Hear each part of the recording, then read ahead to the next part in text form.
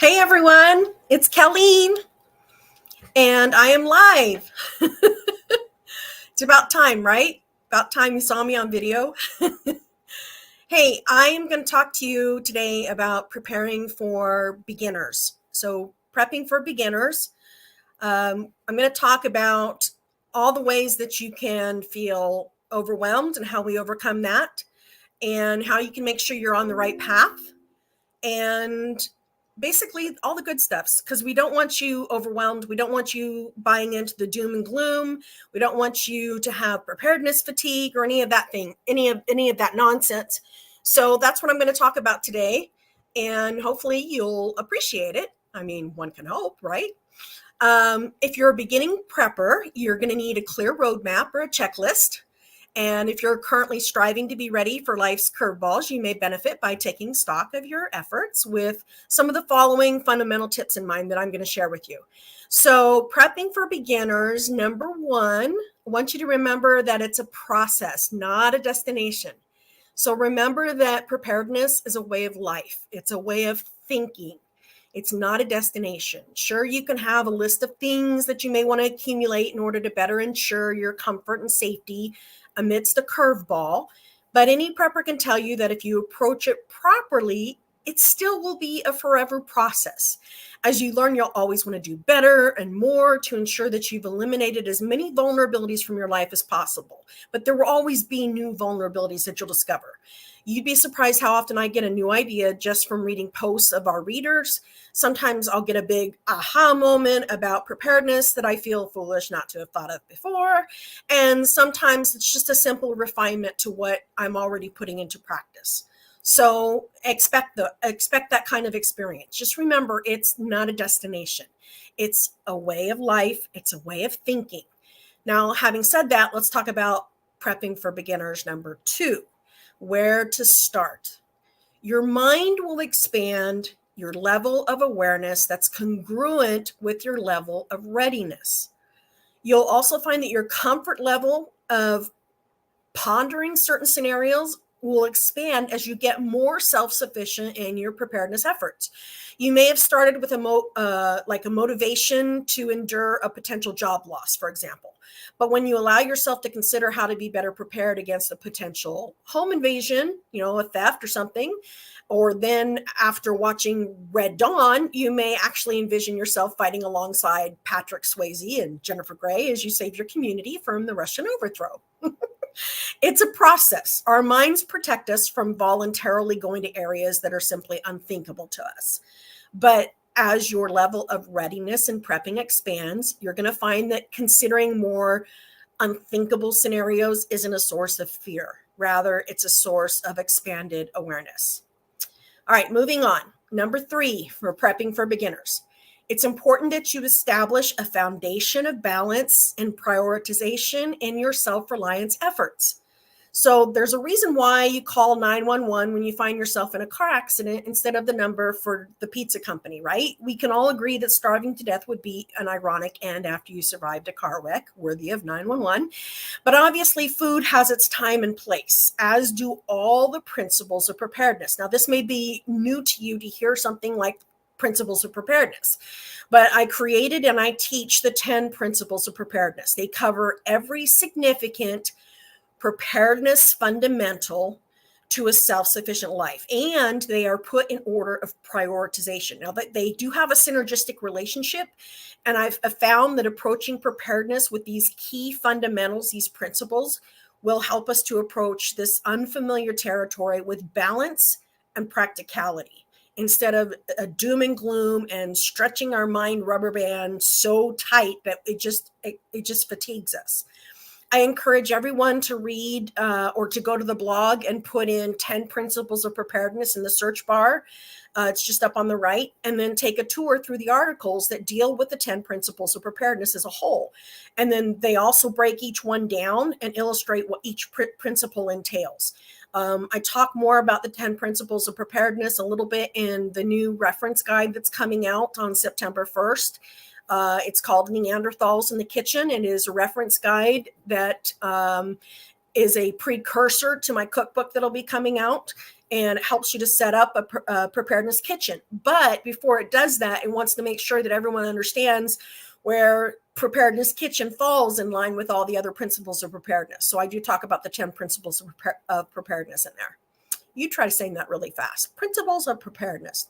Okay, anyway, when I really worked at breaking down and identifying the principles like this many, many years ago, I was certain that, let's just say I was assisted in my effort beyond my abilities. Because as many times as I've tried to tweak it or question it or fiddle around with it, I've discovered that it's perfect in what it entails and the prioritization thereof.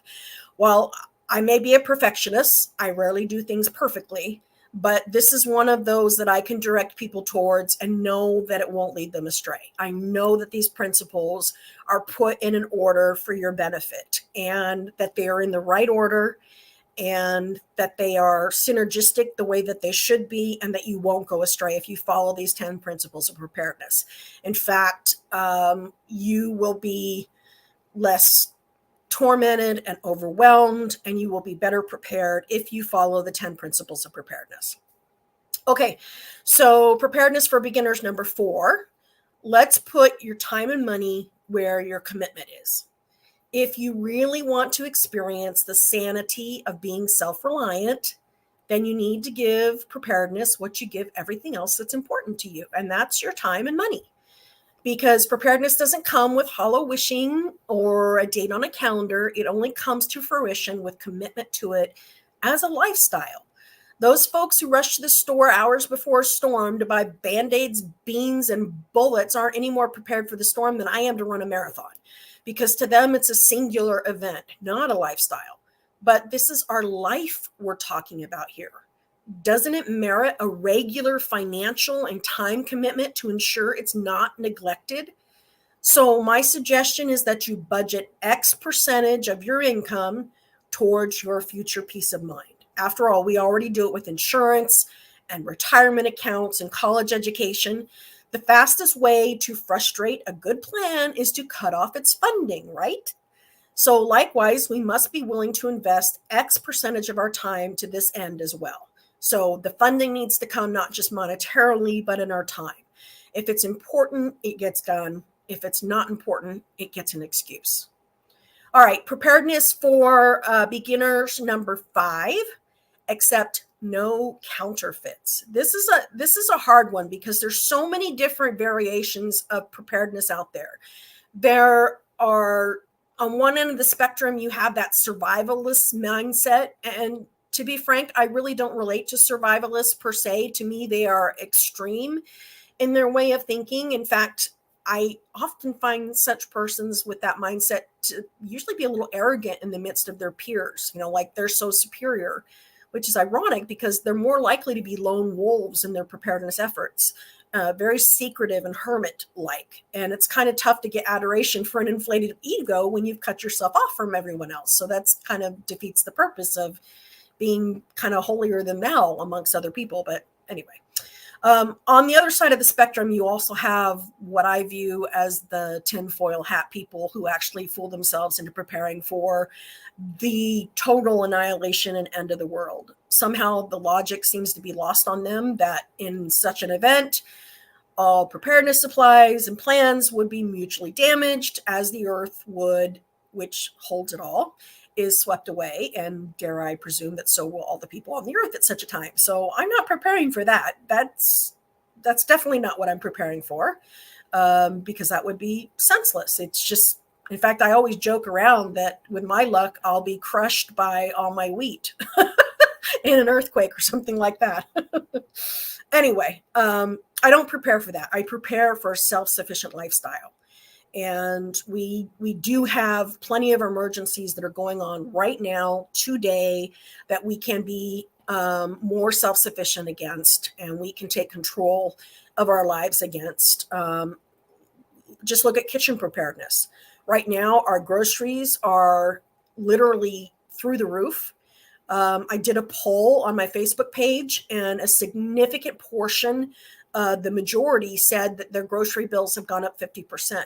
But the second largest segment of that poll said that their grocery bills had gone up 100%.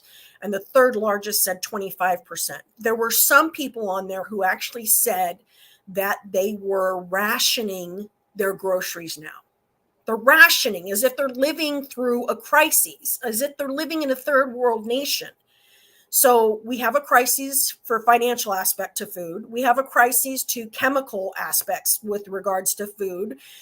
Every time we get smart and we get the news out, don't eat this, stay away from this, then they just change the name of it and hide it and hide it under the rug so that we don't get wise to them. And that's a crisis, in my opinion. So we have to get better at fighting back. We have to fight back with our habits. And that's one of the reasons why I did the book that I did, is because I feel like that's a crisis right now that we need to fight back on. So those are just a couple of reasons why that book's coming out, is so that we can fight back now. Anyway, so let's talk about peaceful prepping, because that's what I'm about. Alien abductions, zombies, and castaway on a deserted island with nothing but a soccer ball for companionship.